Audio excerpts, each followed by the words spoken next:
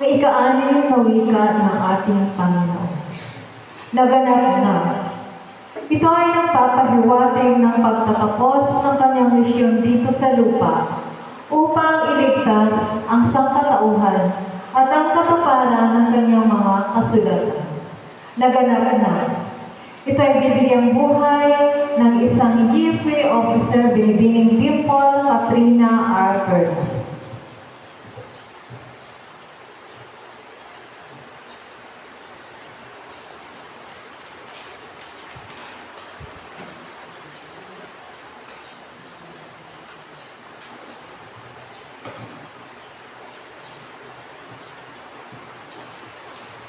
Isang mapagpalang hapon po sa ating lahat.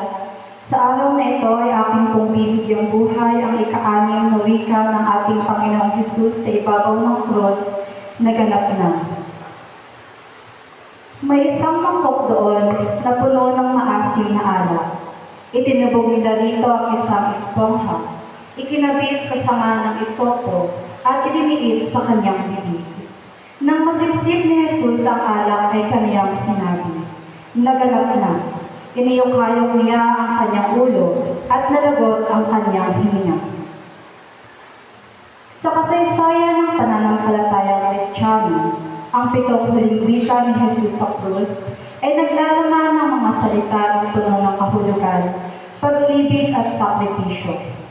Ang bawat pahayag na binitawan ni Jesus habang siya ay nakapako sa krus ay hindi lamang isang simpleng salita, kundi mga mensaheng naglalahad ng kanyang misyon at layunin para sa kaligtasan ng sangkatauhan.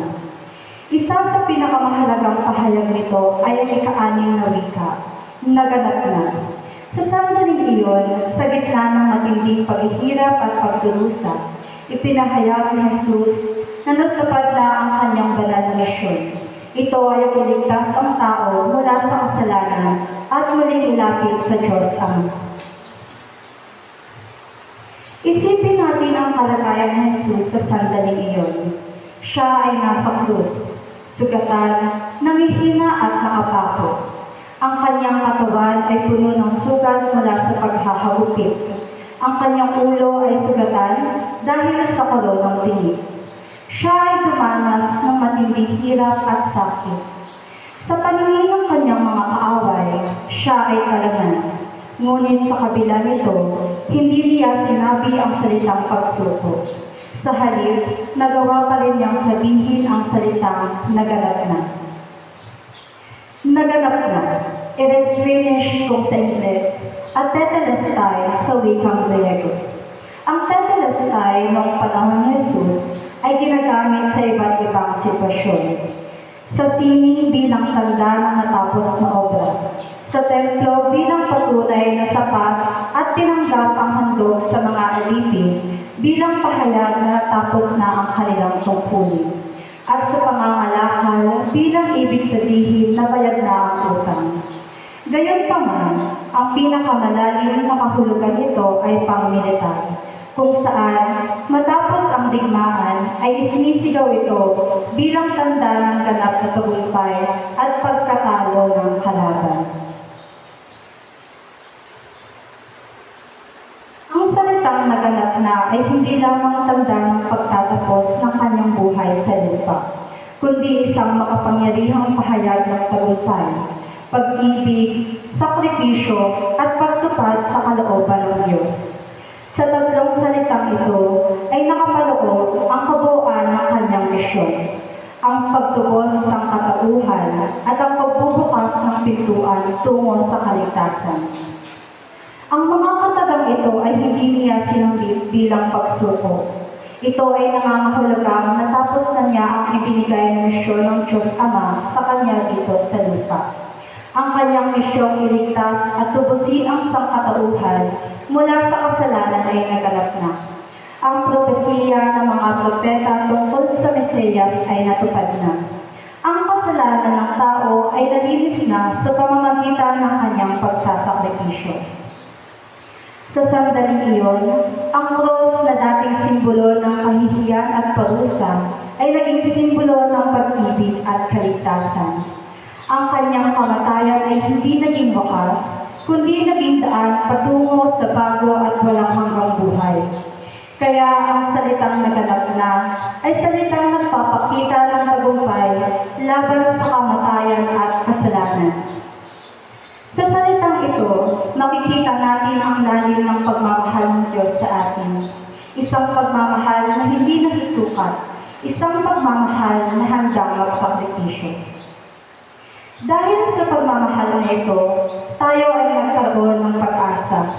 Pag-asa na kahit tayo ay magkamali at madapa, ay may Diyos na handang tumulong at bigyan tayo ng pagkakataon na bumangon muli.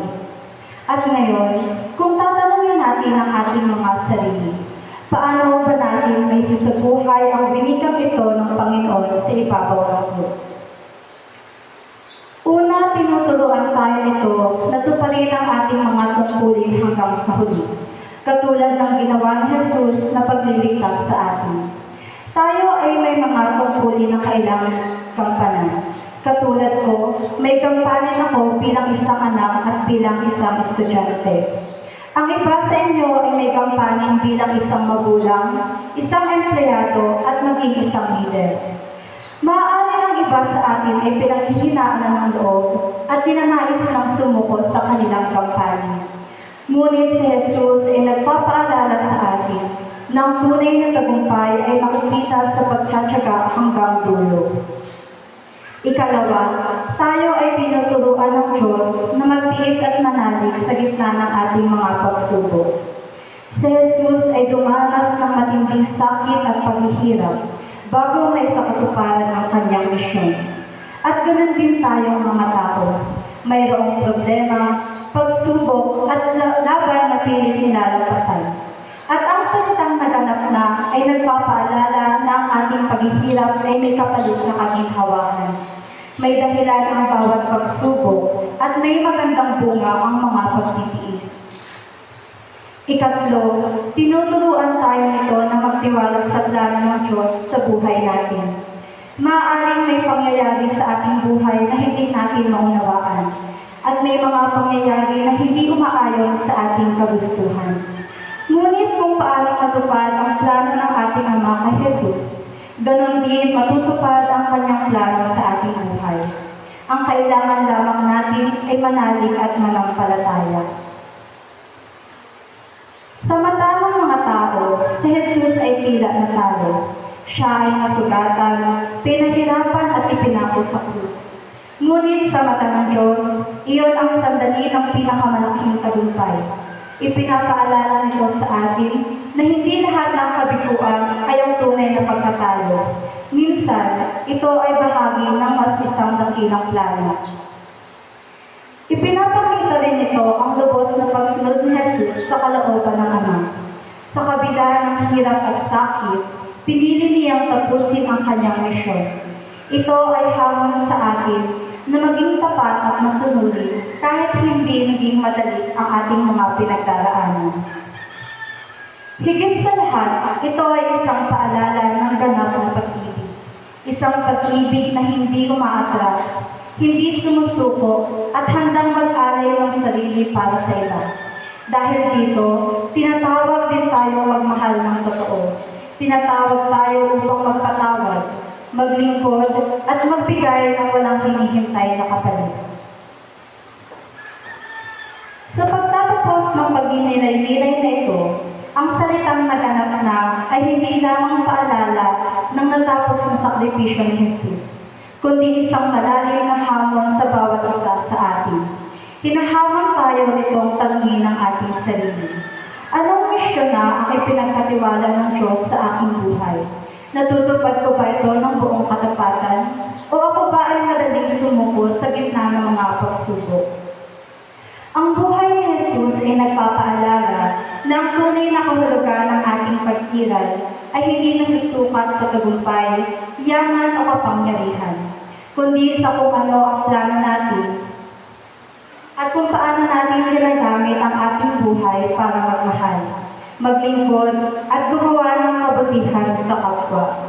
Kaya ang hamon sa atin ngayon ay may mamuhay ng may tapat na layunin at pananagutan.